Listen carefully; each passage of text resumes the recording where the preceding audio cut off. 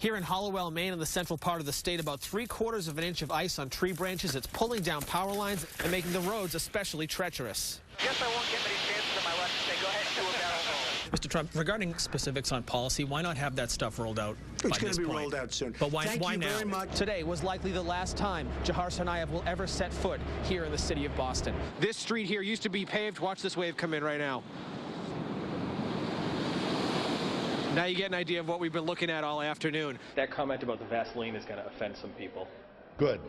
It ought to, because I've been taking it for 2 years. Paul Merrill of CNN affiliate WMTW joins us. Right now I'm on a snowbank that's partially snowdrift, partially put here by plows. Is that really something appropriate for a governor to be joking about? You know what? I'm not answering those kind of questions tonight. And what he found is the same thing we found and the same thing that folks all around here have been finding. Pieces of broken glass mixed in with the sand that the city used here along Serve Street.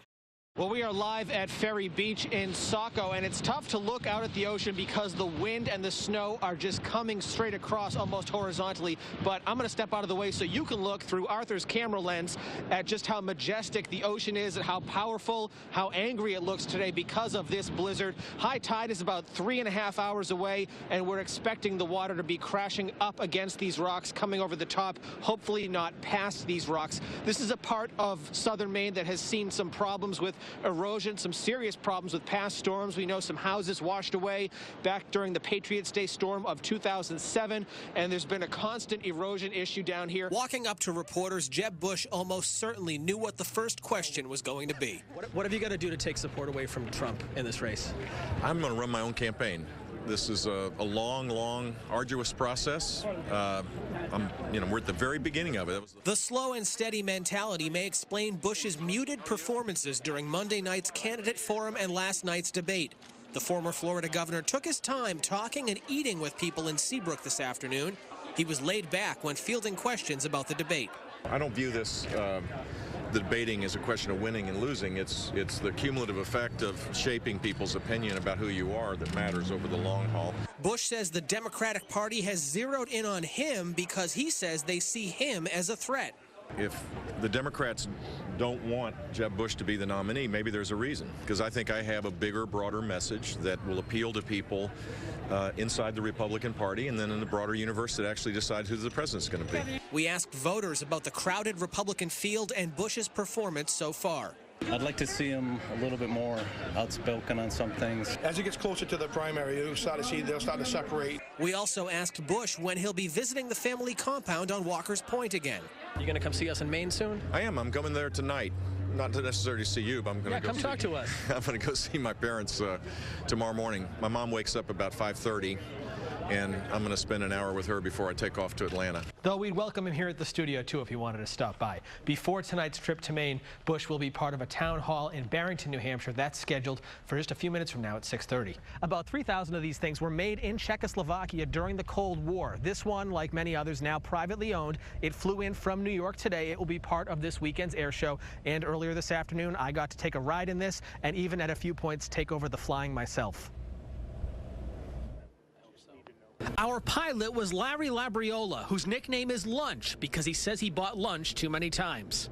I don't particularly like the name, but I do like lunch. Larry owns a landscaping business in upstate New York. He says he bought this L-39 as his fun plane because it's an easy and safe plane to fly. Jets like this one were used during the Cold War to train Russian pilots. It's really a G machine. It's made to take up to 8 positive Gs and 4 negative Gs. So where that arm, if it weighed 10 pounds today, it'd be like 70 or 80 pounds when you're pulling Gs. See that? After a quick safety lesson, we were ready to take off.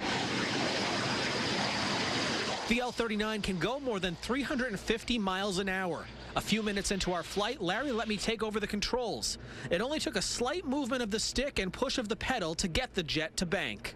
That responds right away when you move it. Yeah. Before we started pulling G's, Larry told me to tighten up my body to keep the blood from draining from my head. Okay, tighten it up. Yep, get ready. I'm going to turn, and I'm going to pull. We're going to 3 G's. Hold on, make it tight.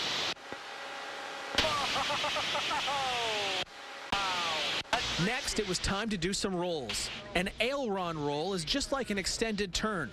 Going upside down left me a bit queasy, but I couldn't ask Larry to land just yet. Guess I won't get many chances on my left to say, go ahead and do a barrel roll. Having the horizon spin up and over your head is pretty disorienting. We pulled 3.5 Gs during this maneuver. After that, it was time to land. Solid ground never felt so good. And my 30-minute ride in this jet burned about 100 gallons of jet fuel. Here's the real victory of the day. My motion sickness bag still in its envelope, unused. So Tracy, Steve, Roger, whoever's going up next, it's all yours. This is such a small community that for many people, the pit that used to be downtown Lac-Mégantic is not just the site of last summer's horrific train crash. It's the spot where they lost loved ones. And there is 9 houses who has been burned there. Gene Clouseau says he often walks past the construction zone where crews are still working to decontaminate the area where catastrophe struck 1 year ago. The music cafe was around here. Then Caddy was just across the street in front of it. We first met Gene last July, just days after he realized his older daughter Kathy was among the missing. She was 24 years old. Gene says a beautiful and smart girl who had just moved into a downtown apartment 2 weeks before the disaster. Was down, face down on the street, just in front of her apartment. Kathy is buried in a family plot not far from the place where she died. Gene believes she didn't suffer. When she heard the explosion, she just got the time to go outside, and in 5 seconds it was over. He told us some of what he said at Kathy's funeral last August. There is 3 most important things to go through a tragedy like that. It's faith, family, and friends. Gene has a lot of family and friends here in Lac-Mégantic. They celebrated what would have been Kathy's 25th birthday back in November. Gene's older sister Diane maintains this memorial marker. It features pictures of Kathy and the cross that overlooks the town of Lac-Mégantic. It's a contribution to for people to remember Kathy. Gene tells us he's been doing well. He remains even-tempered, both for his own good and for the good of his other daughter, Kim. I don't blame anybody, and I don't want to blame anybody because it's my health will be worse than.